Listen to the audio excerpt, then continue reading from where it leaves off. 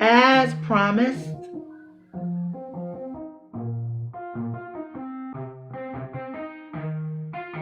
Yeah, let's go.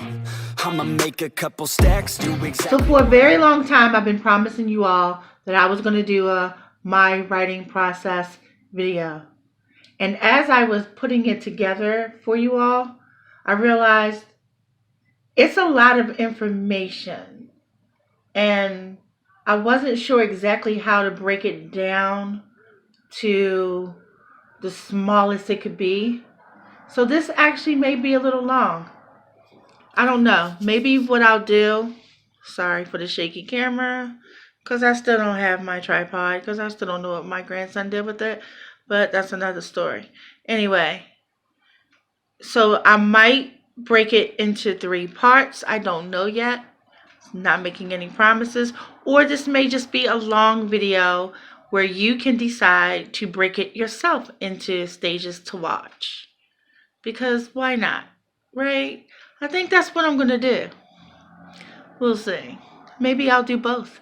Maybe I'll make a long one, and then maybe I'll do bite-sized one, and then you can decide how you want to roll. You feel me? Okay. Let's begin. So let's call the beginning of my process Act 1. Makes sense to me, right? So first and foremost, an idea is born. For me, 90% of the time it's plot based more than character based, but there have been exceptions, and there's never any one way specifically that it goes down. But as with any story, the idea. Number 2 is I tell folk about my new idea. This is me at the ridiculously excited stage of the process, and it is one part of me that I'm trying real hard to stop doing. Like, I really am, but I get so excited. I mean, I must admit that as soon as I have the idea for the story, I'm calling everybody and I'm telling everybody, hey, blah blah blah. Oh my god! And then I'm gonna do this, and then oh yeah, and there's this part. But I want to point out that I do not recommend doing this. Be excited, talk to yourself. I'm really fighting that urge to do those things now. But for a long time, it was a really big part of my process that I regret. So, number 3, place the characters in the mix. Even though I said previously that my ideas generally come to me plot based, I still see some characters as I'm going along. I mean, it's just only natural. They're just not evolved yet. I give them what I call non concrete attributes so that I can keep playing around with the plot idea. My shadow characters, if you will. This is also the point where I may add more characters than initially came to me. Not always, but this is, if I'm going to do it, I usually do it right about here initially. I mean, there's more shit to come. Number 4, I imagine situations and scenes. Once I have the shadow characters, I start placing them in situations and just general craziness that go along with the plot idea. Usually just boring day-to-day stuff, but every once in a while, something really like crazy or genuine or just a great gem will come up that is like story altering. I love when that happens, which is why I do this part. Number 5. Here's where I start to flesh out the characters. Once I've done all the dumping and ideas and shadow characters and all the stuff that I could come up with, this is when I go back to those characters and now I give them real life. So this is my character building stage. I will go into more details about how I do that in a separate video. We ain't got that kind of time. Number 6, let the story marinate. That's right, you heard me. I let it sit. I let all those groovy characters who are now no longer just mere shadows walk around in their world and just do whatever. They They have a life, they have backstory, they have this, they have that. And people can only be who they are. So I let them. Story time. I remember back in the day when dream books were all the rage. And in those books, they would tell you that, like, for instance, if you dreamt about a dog, that it would mean blah, blah, blah. But that crap never sat right with me. I mean, sure, there are certain things that will come to mind that the general populace will agree with. Like the color yellow meaning cowardly, or the color red meaning caution, or beware, or stop. But if you really think about it, the same things don't mean the same thing to everybody. So, for example, let's say you have 3 people, and those 3 people go to bed and they dream of a dog. The dream book will give you something basic, generic, and probably incorrect as the explanation for you dreaming of said dog. But what if dreamer number 1 loves dogs and dreamer number 2 hates dogs and dreamer number 3 is terrified of dogs? So those 3 people dream about a dog, it's going to have 3 different meanings for them, right? Just saying. So keeping that little story in mind, this is why it is important to really, really, truly flesh out your characters. Really, like, get them in good. Because once they exist, once they have all the things that they need and who they really are, they can only be who they are in certain situations. So when you're writing your story, it really does make your story move a certain way because people can only be who they are. Okay? So do that. And then drop those glorious people you created into their situation, into the plot, into whatever the fuck, and let them do what they do. It's fascinating. Number 7, listen to music for inspiration. Usually I will happen upon a song that just gives me inspiration in general for the plot or scene or subplot or something that's going on with it. But when that doesn't happen, I will search for songs that I think suits the mood of the story I'm trying to tell. Yeah, that's it. Number 8, the plot thickens. Now that I know my plot, now that I know what everyone wants, now that I have all the players in place, this is a time where I concentrate on fucking it all up. I stir up shit here. My favorite thing in the world to do is to give the protagonist everything they want and make them pay dearly for it. I get chills. And number 9, 'tis time. I solidify it all, collect my thoughts, and get ready for Act 2. So now we're at Act 2. Number 1 is I write down notes. And it's just simply that. I write down whatever comes to me, just making notes on stuff that I want to do moving forward. Number 2, outline. I have a video coming out soon on how I create my outlines. So, we're not going to include all the details of that here, but just know that this is when it happens. Number 3 is the breakdown. This is another part of my process that needs its own video. But basically, I take the outline and I use the outline to create the blueprint for my writing schedule of that particular story.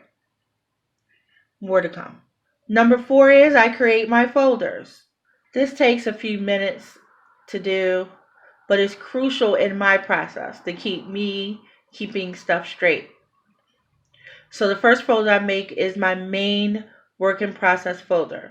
So whatever the title is, and I always give my stuff a title, Even if it's just the working title, I title it. I do this in Word since I no longer trust Scrivener and never will. Scrivener, y'all know what you did to me. I ain't gonna forgive you. Once that main folder is created, and again, I will have another video on that process. I've been working for you guys, I really have. I create the chapter folders based off the outline.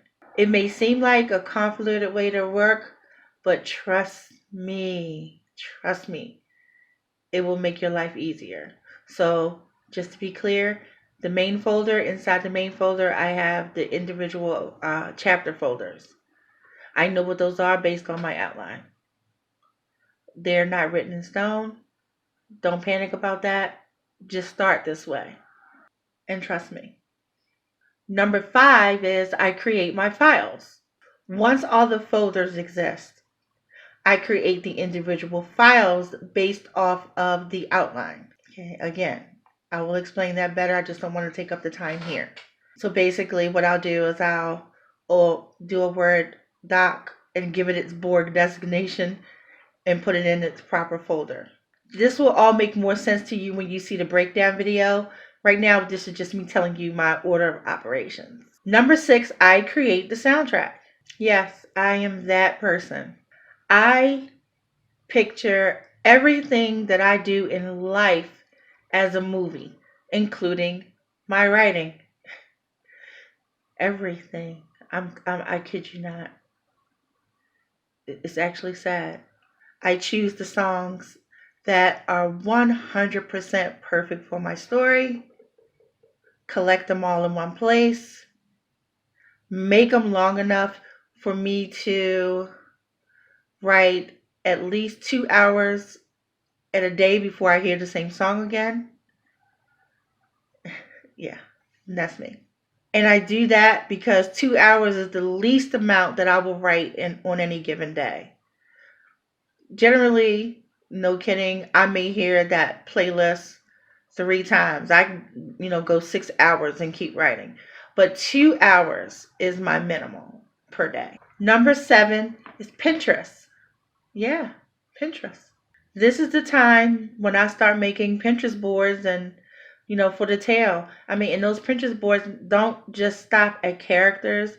They go everywhere from the mood and setting to different places and areas and towns and buildings and clothes and whatever. I go hog wild. I give myself permission to do this because it also adds to my writing experience, and it also adds to, oh yeah, this person's favorite color is blue.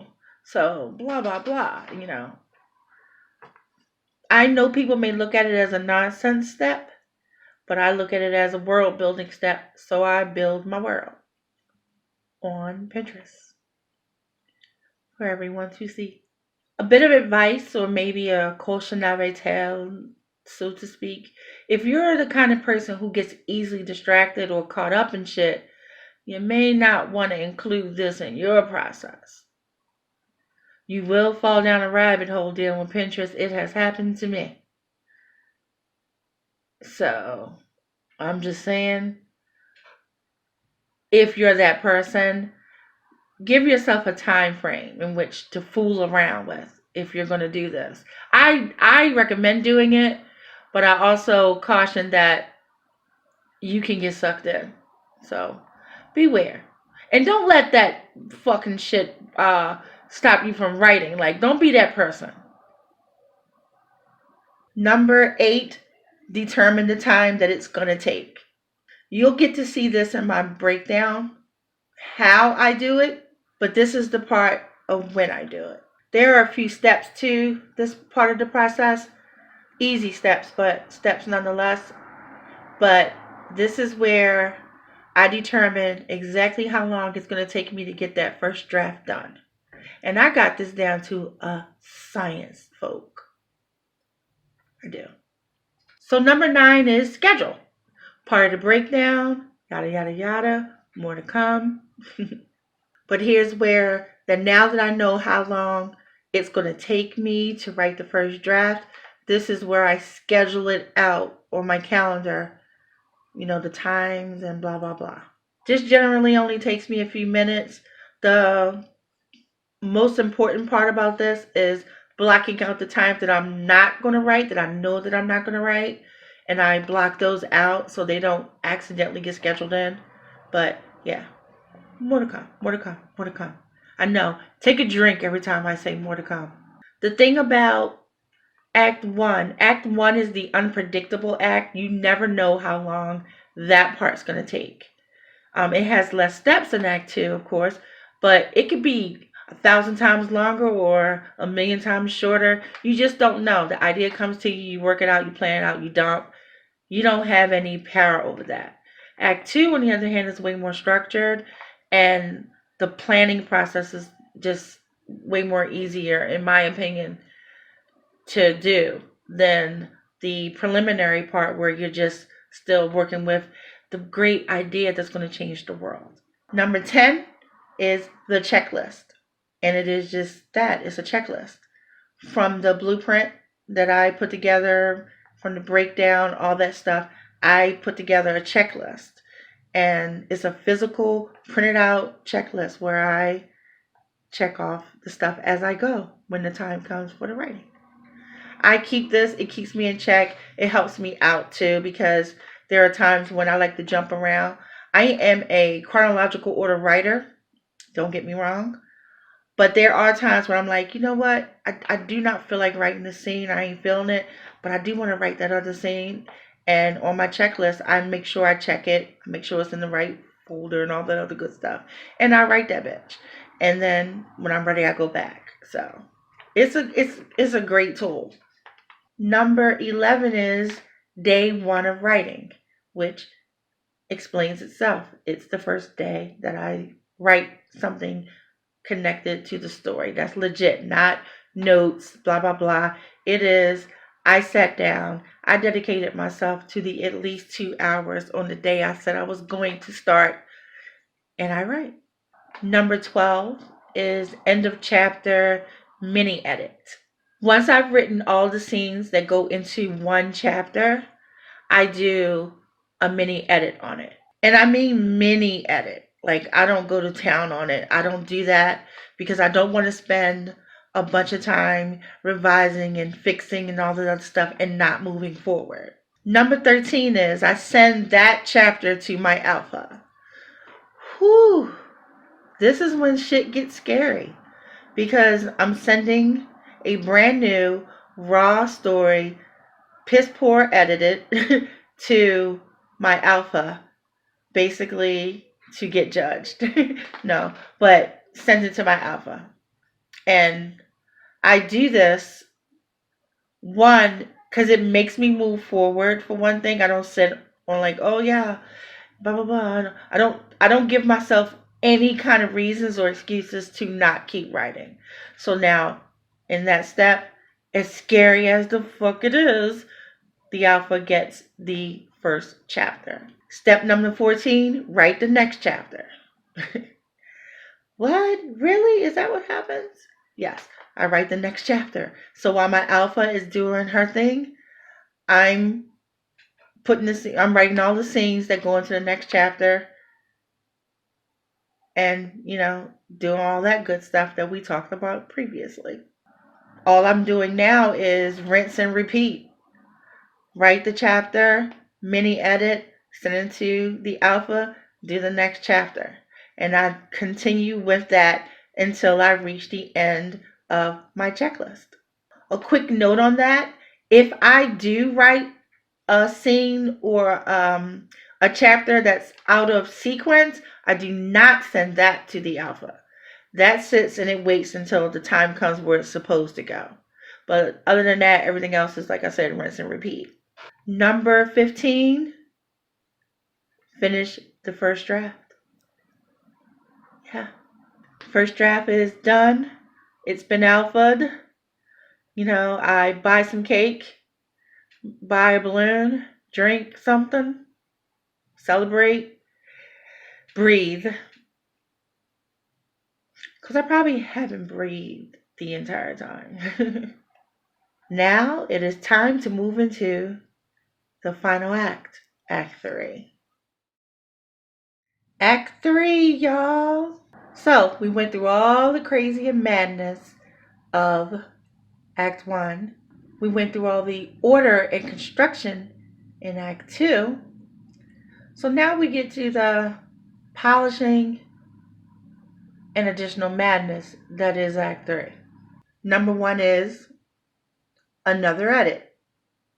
I like to do another read through slash edit, based on notes that I've taken along the way, because I don't stop myself in the process. I take the notes, I keep moving, and anything that my alpha may have given me that I'm like, oh yeah, that makes sense, so I do a quickie edit.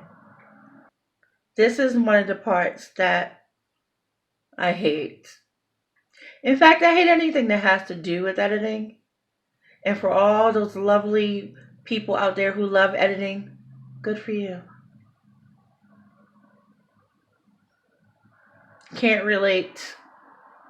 Sometimes at this stage I will do a rewrite, but that's really rare. Very rare, actually. I think I've only done it twice. I saved the rewrite or the second draft for another time. I mean, geez, I just wrote a friggin' book. I want to step away from it a little bit and just do some minor fixes. Minor fixes. Number 2, I set up my beta process. Here's another one that is going to be coming for you later on with all the details to it. Take a drink. Yeah, take a drink. But basically, this is when I work on the forms and all that stuff that I'm going to be sending out to the betas. It gives me a little bit of a chance to step away from writing the story, but I'm still working on the story because the questions and that sort is based on the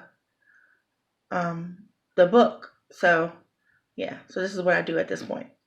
It's also the time that I start recruiting betas. Like, hey, y'all, you want to be a beta for my next book? Blah, blah, blah. Yeah, so it's that time too. So this is the beta, the initial beta stuff, I should say. Number 3 is I send the chapters out to the betas. Obviously based on the fact that step 2 is complete. I found betas and I have the questions and stuff that I want answered. Then I send the chapters out to the betas. And I send the chapters out piecemeal, one at a time. I do this mainly because I'm not sending anybody the whole thing at one time.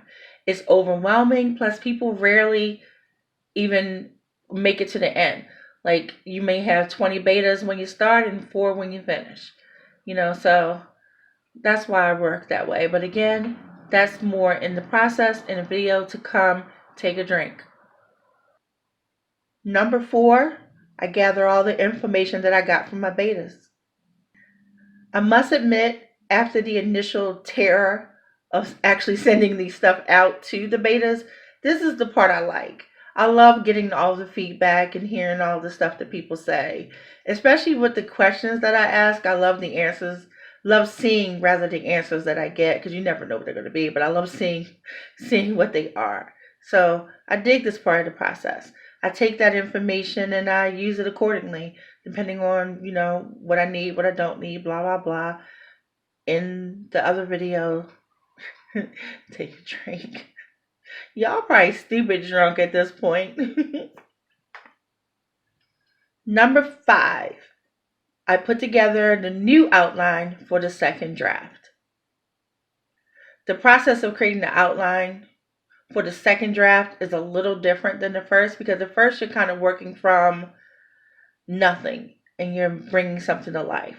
The second one, you're working more from revisions and stuff in mind and changes that you want to make or fixing shit that you fucked up, that kind of thing. I love writing the second one. It never takes me nearly as long to do. And usually while I'm writing, if I come up with something that I know I want to incorporate that wasn't in the initial one, I have the note to the left anyway. So this doesn't take me long to do. Fun part.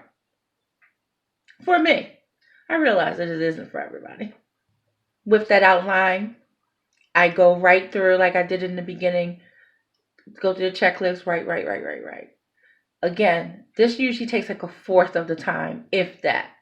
I've never had anything take more time to do the rewrite because I mean, come on, you got a whole book that's done.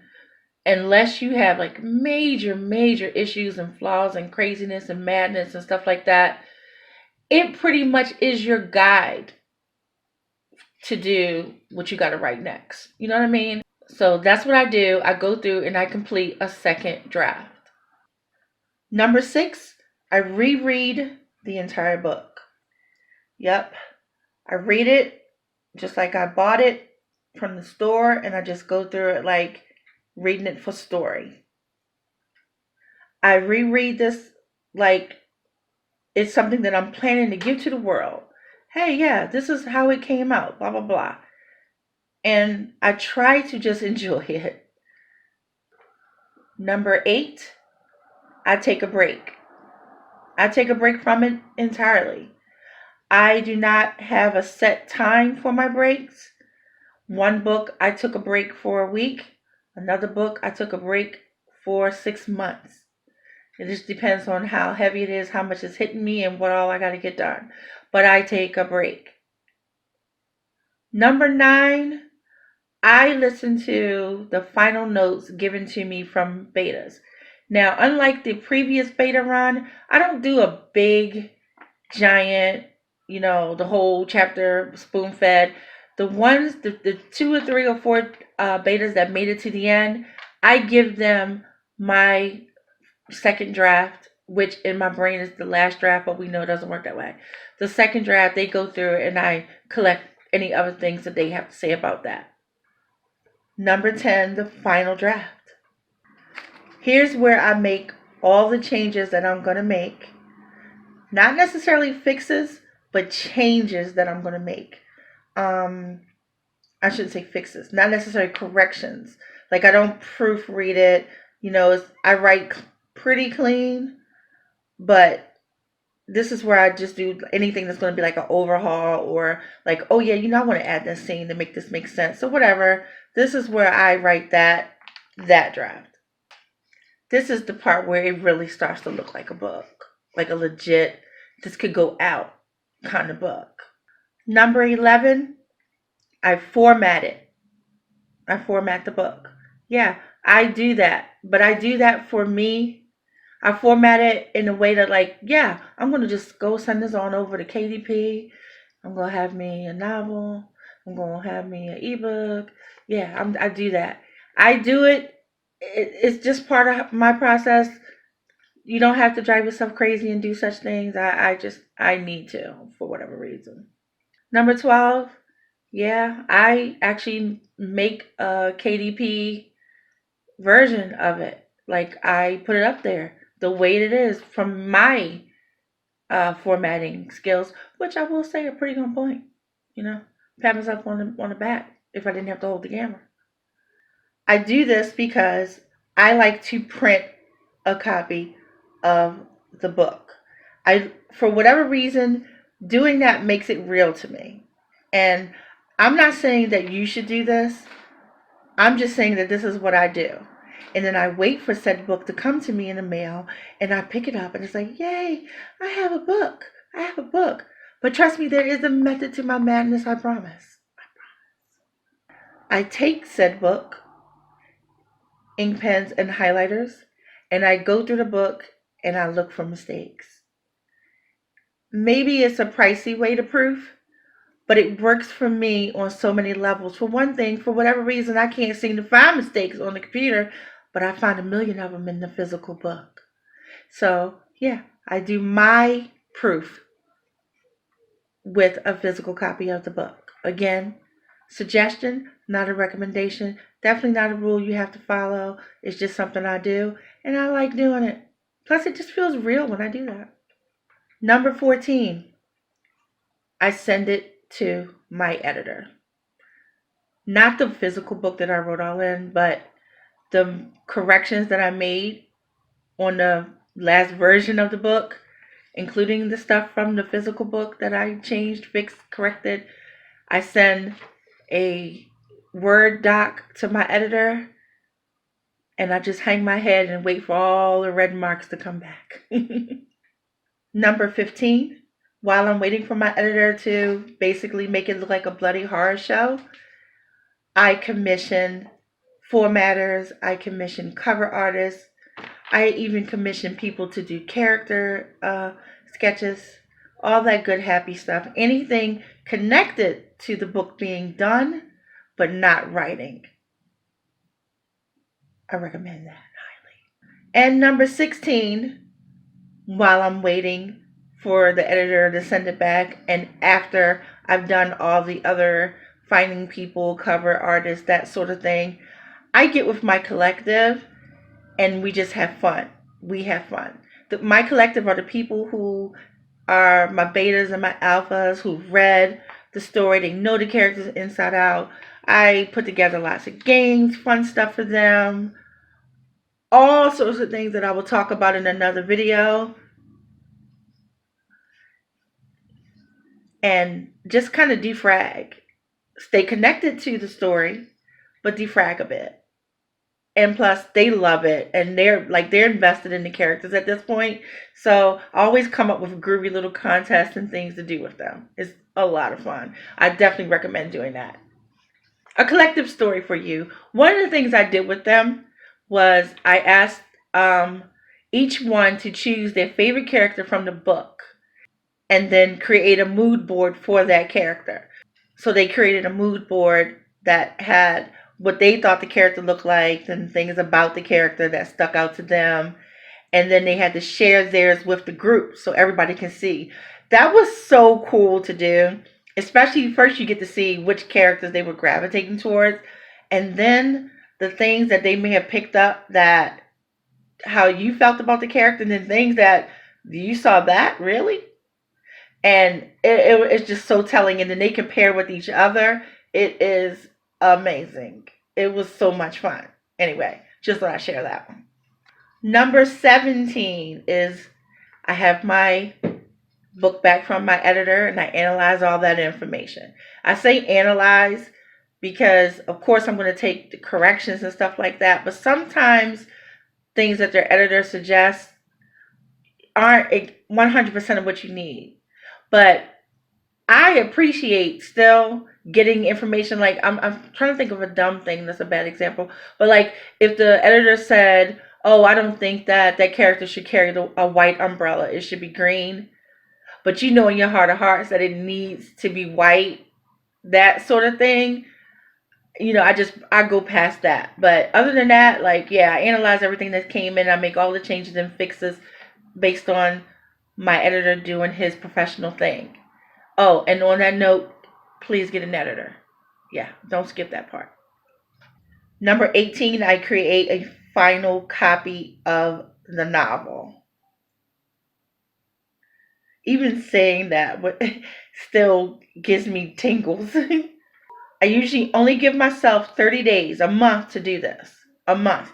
It doesn't even really take a month, but I give myself a month, no more. It could be less, but not more. I get it done. Balls to the wall. I don't know what any saying that I just do it. Pedal to the metal. There you go. I knock it the fuck out. So at this point, the novel is done. It's done. It's ready. It's ready for the world. Number 19, formatting and cover. I get those done. I hire people to do this, even though I can. I hate it. I hate everything about it. I'm not good enough at doing covers to even consider using one of my own. So I hire those people based on all my searches and looking for people. That's when I, put together the money to get the formatter and the cover done. And number 20, I move into the publishing process. You know what I'm about to say. Go ahead and get that drink. More on the process to come. Details. But now you have it. You have all 3 acts of my process. Is how I roll. Yeah, that's me in a nutshell. That's how I do it. I'm looking forward to really giving you the breakdown of those certain sections so you can see the nitty gritty on how I piece by piece do it. But I'm really happy to share this actual breakdown of the process for you. So there's that. I'm happy. Hope you're happy. Hope you enjoyed this. Hope it wasn't too long and boring for you. And yeah, if you have any questions, feel free to hit me up. Y'all know your girl don't mind questions. I'm down for whatever. Oh, and let me know if you like the purple hair. I don't know if I wore the purple. I may have worn the purple before on camera. I don't recall. Because I know I did the pink and the multi and the gray. Did I do the gray? I might not have done the gray. The black, the blonde, the red, the blue. So, anyway, just let me know what you think.